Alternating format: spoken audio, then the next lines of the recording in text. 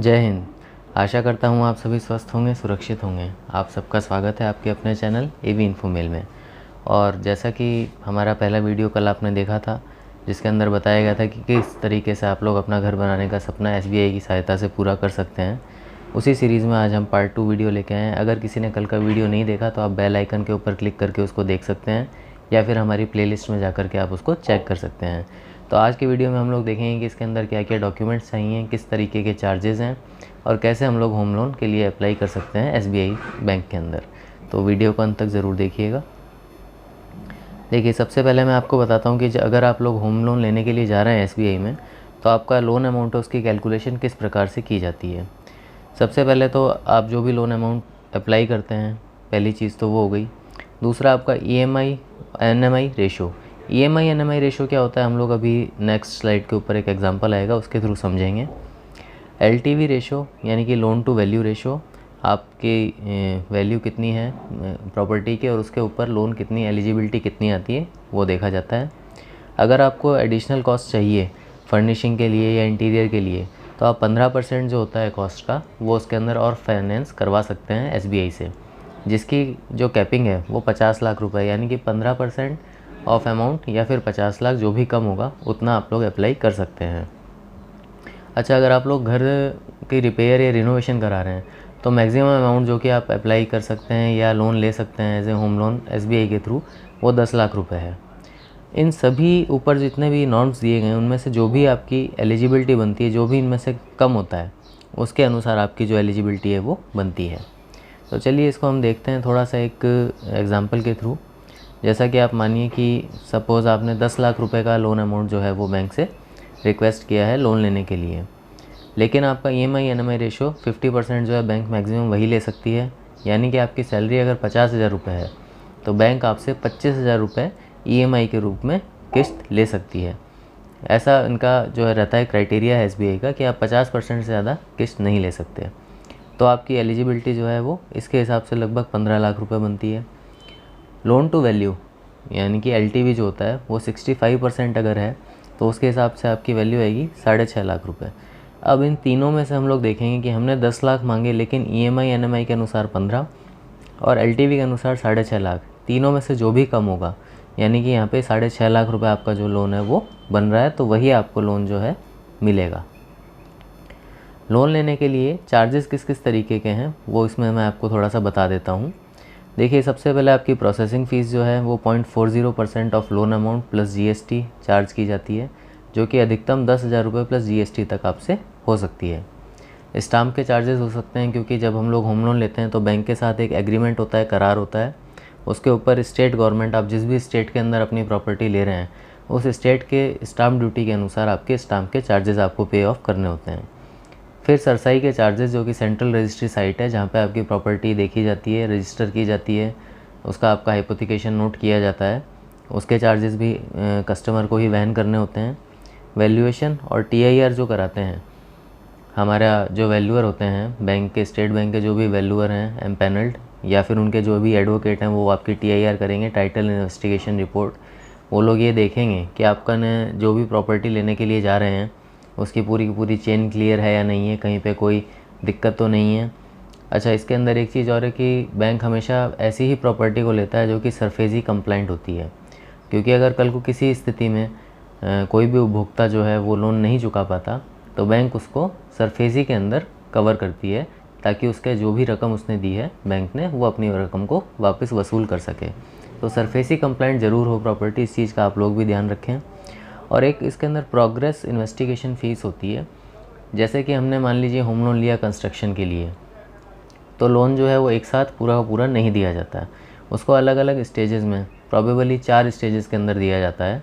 जैसे कि आपने पहला, आपको जैसे ही लोन सैंक्शन हुआ उस समय दे देंगे पहली किस्त, दूसरी किस्त आपकी जब नींवों का काम पूरा हो गया, तीसरी किस्त जब आपका लेंटल यानी कि ऊपर रूफ़ का काम, छत डल गई है उस समय, और चौथी आपको इंटीरियर वगैरह के लिए किस्त जो है वो रिलीज़ की जाती है। तो अलग अलग स्टेजेस के ऊपर जो बैंक के वैल्यूअर्स हैं या इंजीनियर्स हैं, वो लोग अपना कंप्लीशन सर्टिफिकेट देते हैं, तो उसके भी जो भी फ़ीस होती है वो आपको, जो कि बहुत ही नॉमिनल होती है, वो भी आप ही को देनी पड़ती है एसबीआई के में। देखिए अब इसके ऊपर रेट ऑफ इंटरेस्ट अभी किस तरीके से और क्या चार्ज किया जाता है ये मैं आपको बताता हूँ। अभी बैंक जो भी होम लोन कर रहा है अलग अलग वेरिएंट्स के अंदर सभी में RLRR से इसको लिंक कर दिया गया है, ठीक है, क्योंकि एज़ पर RBI डायरेक्टिव्स है। तो आपका जो फ्लोटिंग रेट ऑफ इंटरेस्ट रहता है समय पर घटता बढ़ता रहता है। रेट ऑफ इंटरेस्ट जो अभी प्रिवेलिंग है आज की डेट में, वो अगर आप 30 लाख तक का लोन लेते हैं तो अभी EBLR जो चल रहा है वो चल रहा है 6.65। उसके ऊपर आपका 15 बेसिस पॉइंट ऐड करेंगे यानी कि 6.80, जो कि सबसे मिनिमम है अभी SBI के अंदर। आप किसी भी बैंक से कंपेयर करेंगे सबसे सस्ता और सबसे अच्छा हाउसिंग लोन जो है वो स्टेट बैंक के पास है, प्रोडक्ट है। तो अगर आपको ज़रूरत हो तो प्लीज़ स्टेट बैंक के अंदर आप जाइए और अपने लोन के लिए अप्लाई करिए। अगर आप 30 लाख से 75 लाख के बीच ले रहे हैं तो 7.05% की जो आपका रेट ऑफ इंटरेस्ट हो आपसे चार्ज किया जाएगा, और 75 लाख और उससे ऊपर के लिए 7.15% जो चार्ज है वो लिया जाएगा। देखिए जो नॉन सैलरीड हैं उनका rate of interest EBR plus 15 basis point यानी कि आपका 6.80 के आसपास आएगा, क्योंकि करंट में जो EBLR चल रहा है वो 6.65% है। अब देखिए अगर हम लोग लोन लेने के लिए जा रहे हैं होम लोन के लिए, तो हमारे को कौन कौन से डॉक्यूमेंट्स या क्या क्या दस्तावेज़ जो हैं जो चाहिए बैंक आपसे डिमांड करेगा। सबसे पहले तो आपके प्रॉपर्टी के पेपर्स, जो भी प्रॉपर्टी के ऊपर हम लोग लोन लेने के लिए जा रहे हैं, जिस भी प्रॉपर्टी को मॉर्गेज कर रहे हैं उसके सारे के सारे ओरिजिनल डॉक्यूमेंट्स, जिसके अंदर ओरिजिनल डीड हो सकती है, सेल डीड हो सकती है, सेल का एग्रीमेंट आपको पहले देना होगा, या फिर अलॉटमेंट लेटर अगर कोई इस तरीके का केस है तो वो आपको देना पड़ेगा। ऑक्यूपेंसी का सर्टिफिकेट भी देना होगा। रजिस्टर्ड बिल्डर का एग्रीमेंट और सेलर का एग्रीमेंट जो होता है वो आपको देना होगा। अगर बिल्डर टाइप का केस है तो बैंक्स के पास वो ऑलरेडी पहले से मौजूद होता है। अगर आप कोई कंस्ट्रक्शन के लिए जा रहे हैं तो जो भी आपका लोकल बॉडी है उससे आपको NOC है वो देनी होगी बैंक को, कंस्ट्रक्शन परमिशन जिसको बोलते हैं वो देना होगा। अप्रूव्ड मैप, जो भी आपको अपना नक्शा है उसको अप्रूव्ड करा करके वो आपको बैंक में जमा कराना होगा। और साथ ही साथ अगर आप कोई फ्लैट वगैरह ख़रीद रहे हैं तो आपको पेमेंट की रसीद, जो भी आपने एडवांस पेमेंट दिया है वो आपको देना होगा। और इसके अलावा आपको अपना इनकम प्रूफ एस्टेब्लिश करने के लिए बैंक स्टेटमेंट या आपके ट्रांजैक्शंस किस तरीके के होते हैं ये बताने के लिए बैंक का स्टेटमेंट भी साथ में देना होगा। अब आप ये देखिए कि अगर आपको होम लोन लेना है तो आप कौन मतलब किस तरीके के फॉर्मेट्स या फॉर्म रहेंगे जो कि आपको भर के जमा कराने होंगे, और उसके साथ में सपोर्टिंग डॉक्यूमेंट्स क्या होंगे। सबसे पहले आपको होम लोन का एक लोन का फॉर्म लेना होगा। अच्छा, होम लोन के फॉर्म के अंदर भी इसमें SBI में, जैसा कि हमने पहले पार्ट में बताया था कि बहुत सारे इसके अंदर टेलर मेड प्रोडक्ट्स हैं। सैलरीड के लिए अलग हैं, प्रोफेशनल्स के लिए अलग हैं, बिजनेसमैन्स के लिए अलग हैं, एज़ पर नीड।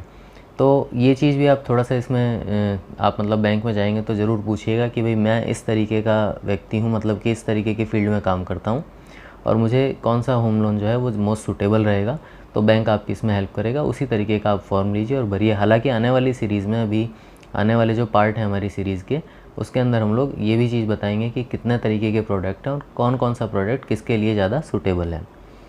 तो आप फॉर्म भर के देना होगा। साथ ही में आपको KYC देना होगा, यानी कि आधार कार्ड, पैन कार्ड या और अन्य OBDs जो हैं, अगर सिंगल बोरोवर है तो उसके, अगर को बोरोवर को आप ऐड कर रहे हैं तो वो भी आपको साथ में देना होगा। साथ में आपको पासपोर्ट साइज़ के 3 फ़ोटोग्राफ, प्रूफ ऑफ रेजिडेंस ताकि आपका एड्रेस पता पड़े। 6 चेक जो होते हैं पोस्ट डेटेड 6 चेक भी आपको देने होते हैं। हो सकता है इसमें चेक की क्वांटिटी जो है कम ज़्यादा हो सकती है। और साथ ही में आपका इनकम प्रूफ जो है अब अलग अलग हो सकता है सभी के लिए। देखिए, सैलरीड के लिए तो सैलरी स्लिप हो गई, जो कि मोस्टली 3 महीने की सैलरी स्लिप और 2 साल का फॉर्म 16 आपसे मांगा जाता है। बिजनेसमैन के केस में ITR 3 साल का लिया जाता है, जिसके अंदर आपका बैलेंस शीट भी होना चाहिए, P&L अकाउंट होना चाहिए, बैंक अकाउंट का स्टेटमेंट, बिज़नेस का एड्रेस और TDS का सर्टिफिकेट या फिर चालान, ये आपसे मांगा जाता है।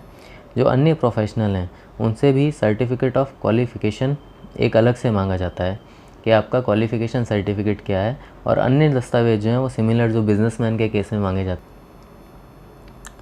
ठीक है, तो ये दोस्तों ये पार्ट आपको कैसा लगा, ये यहाँ पे मैंने कुछ अपनी अन्य जो वीडियोस हमने अभी तक बनाए हैं वो आप देख रहे हैं। तो ये सब वीडियोस आप हमारी प्लेलिस्ट में जाकर भी देख सकते हैं, या फिर आप सर्च करेंगे। अगर आप इन वीडियोस को देखेंगे, चैनल को सब्सक्राइब करेंगे तो हमें भी उससे मोटिवेशन मिलता है और हमें अच्छा लगता है, हम भी आगे और आपके लिए इस तरीके के वीडियोज़ और बनाएंगे। और अगर इसके अलावा आपकी तरफ से कोई डिमांड है कि हाँ हमारे को ये चीज़ जानकारी जाननी है, तो आप कमेंट सेक्शन में उसको कमेंट करिए, हम आपको ज़रूर बताएंगे। और इस तरीके के और वीडियोज़ को देखने के लिए आप हमारे चैनल को सब्सक्राइब करिए। Thank you.